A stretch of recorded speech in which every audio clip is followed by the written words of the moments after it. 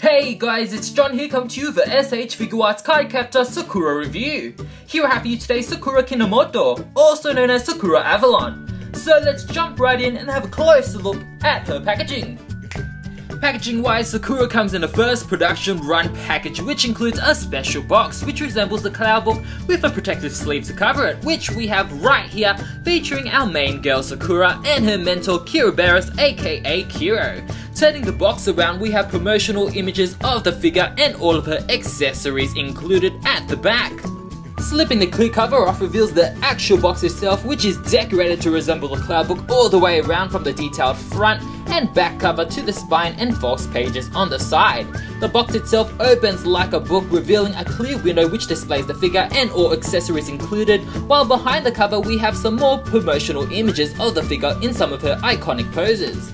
Inside this box we get a clamshell packaging of the figure and all of her accessories included, as well as some handy dandy instructions if you may need it. So now let's jump right in and have a closer look at Sakura herself.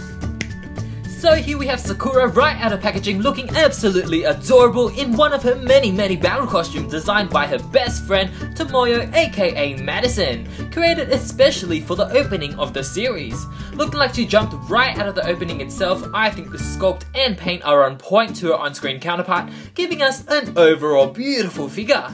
Face-wise, S.H.Figuarts are definitely following the anime's look with Sakura's big green innocent doll eyes, wider baby face, and overall childlike feel. I absolutely love the little differences compared to other figures S.H.Figuarts have produced, such as the Sailor Moon line, which have smaller, narrower faces. This gives off an overall unique look to Sakura herself while absolutely staying true to the unique character designs that the characters in Cardcaptor Sakura have. As for hair, Sakura is donning an unusual brown short bob, mostly covered by her hat. Saying that though, they were still able to sculpt nice detailing, mainly focusing on her fringe with individual strands and little wisp of hair standing out, such as the ones on top of her head and the ones dangling just below her chin. These couple of strands are made out of a softer plastic than the rest, so it shouldn't hinder articulation too much, which is always clever. Her hair colour, though accurate, has minimal shading, giving off a flat look, which is a little bit sad, but also something I can't fault since the overall look is on par to the anime.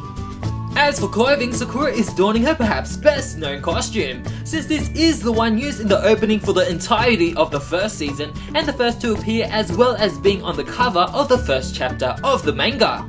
The costume consists of a pink dress with a red ribbon on the chest, as well as a hat of the same colour also with a ribbon. The sleeves of the outfit are short and puffy and white, with a white ribbon also attached. Also presented are white gloves with red ribbon detailing, red shoes with red ribbons, white pantyhose extending a little bit above the knees, and even white bloomers. Lastly, to top it off are a pair of small wings on the back, which are very similar to those of Kiro. Overall, the costume is ribbon galore, with no section untouched without a bow of some kind, which I'm totally okay with. The look is absolutely amazing, from the eye-catching sculpt of the dress to the lacy accents sprinkled all around. As for paint, much like Sakura's hair, her costume mostly consists of a matte textured look with everything besides her blood red shoes, which give off a glossy feel. The colours as well have minimal shading, mainly focusing on a concentrated pink, red or white section, leaving the many sculpted wrinkles and waves on the outfit to give off the detailed aesthetic by shading the costume itself thanks to natural lighting, which is actually an extremely clever choice since the look itself is already so compact with so many different pieces.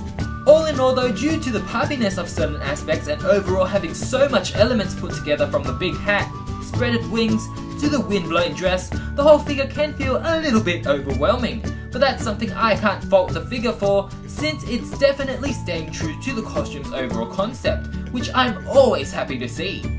Articulation wise, Sakura here has 360 rotation in the head. She can tilt down quite a bit, but not too much up. She can tilt her head from side to side as well. She has 360 rotation in the arms, that has a swivel there as well. She can go up and down, of course.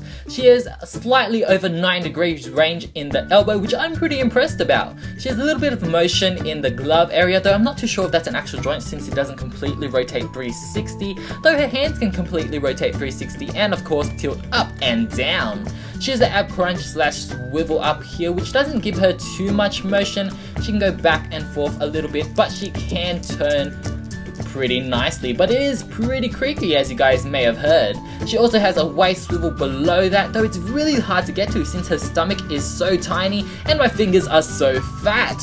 But it is there, it gives you a little bit of motion. Moving to the back, of course, she has wings on some ball joints, so she can have her wings go down or up, back or forward, which is totally awesome. Moving down to the legs, her legs is very limited, unfortunately, due to her big skirt and bloomers that she wears. So she can go forward quite a bit, which is nice, but going back isn't the greatest, as you guys can see. Trying to do the splits as well or spreading her legs apart is very limited, because this is the furthest I can get it. Of course, she also has a thigh swivel up here. There's a little bit of motion where the sock starts as well, though again I'm not too sure if that's an actual joint or if I'm just slowly breaking the figure. Of course, she has brilliant knee range, I'm pretty impressed with that. Her feet can rotate completely 360 and of course tilt up and down. Height-wise, standing next to some other anime leads, Sakura Kinomoto here stands tall at 5 inches, whereas Sailor Moon stands at 5.5, Monkey D. Luffy also stands at 5.5, and Son Goku stands tallest at 6.5 inches. I have to say, I absolutely love the height differences in the S.H.Figuarts line. Even though all of these characters are from different shows, they all feel like they stand in pretty good scale with one another. So now, let's jump right in and have a closer look at all of Sakura's accessories. Accessories wise, Sakura here comes with an impressive amount from regular editions to first production run specials. Starting off with Sakura's faces, from which she has 4, which include her default smiling face, her really happy open mouth smiling face, her really angry screaming face, and a closed eyes peaceful face. As for hands, of course, we get her default relaxed fingers that she comes packaged in, but we also get a special hand for holding her cloud card. We have spread out fingers, clenched fists, and 2 pairs of hands for holding her sealing one with both index fingers being pointed and the other with closed fingers. Speaking of the sealing wand, here we have it looking absolutely amazing in a pearlescent metallic paint job. It's really nicely done, from the pink to the bright red, the shiny gold, and of course the pearlescent white. The wings look absolutely amazing for such a small piece. They even got the little knobby part at the end here. The wand itself is actually a lot thinner than I expected it to be, but it does slide into Sakura's hand very nicely.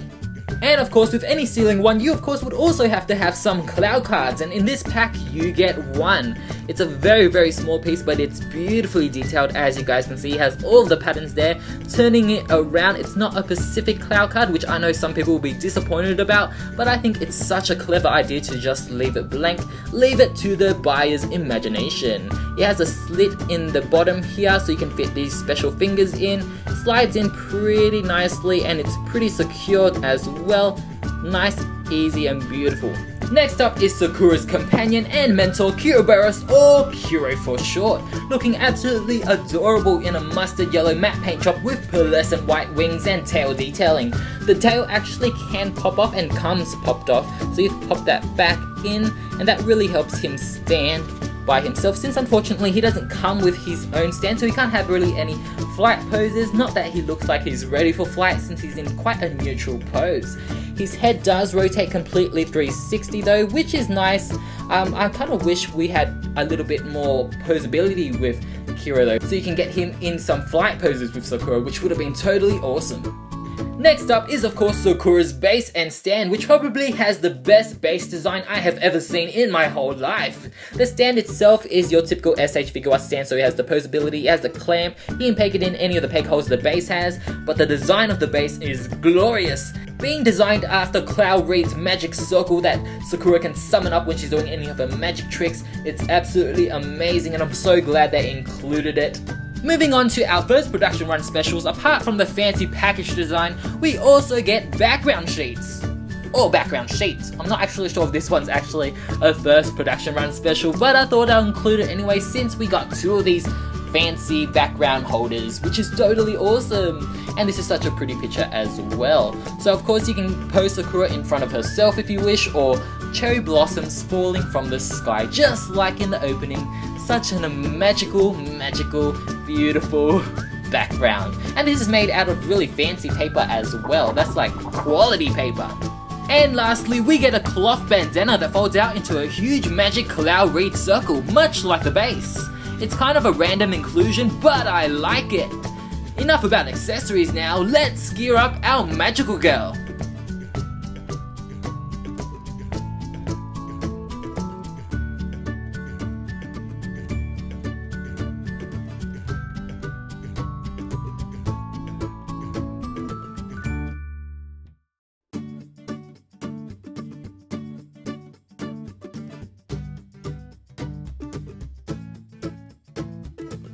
So here we have Sakura's first look with Cloud Card and Sealing Wand in hand, about to summon a card to her aid. That means some other poor card is about to get the ass whooped.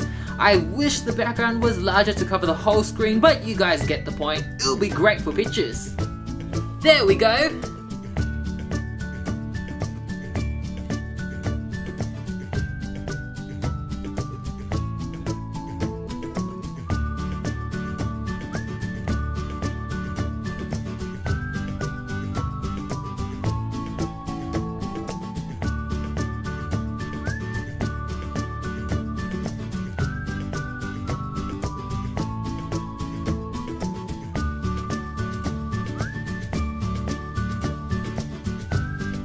And here we have Sakura capturing a card.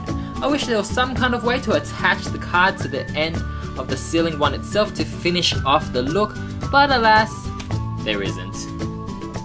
Overall, I am extremely happy with Sakura Kinomoto. Being a big fan of the Cardcaptor Sakura series, I felt like I've been waiting for years for articulated Cardcaptor figures, and I'm so glad we're finally getting them, not only from S.H.Figuarts, but also from Figma, who are making their own Cardcaptor Sakura figure line. I personally found it extremely hard to choose between the two companies and to decide which figure to buy, since for their first release, both companies were choosing the same costume. I obviously have made a decision going with S.H.Figuarts since I felt they were more able to capture the likeness of Sakura from the anime, which I prefer, while Figma's version more resembles Sakura's manga counterpart. I have yet to regret my decision, but then again, the Figma version is not yet released at the time of this review. S.H.Figuarts did a top job with Sakura's sculpt and paint, opting for a more minimalist look, which I surprisingly really like. Articulation is understandably slightly limited though due to her design. I think this could have been semi-avoided by sculpting her dress in a more soft, pliable, movable plastic, much like the dangling strands of Sakura's hair rather than the rock-hard plastic they chose. But I guess S.H.Figuarts took that sacrifice to give us a more solid feeling, anime-accurate, aesthetically pleasing figure. Even though articulation is limited though, I'm pleased that S.H.Figuarts stayed true to the original costume design and overall look and feel.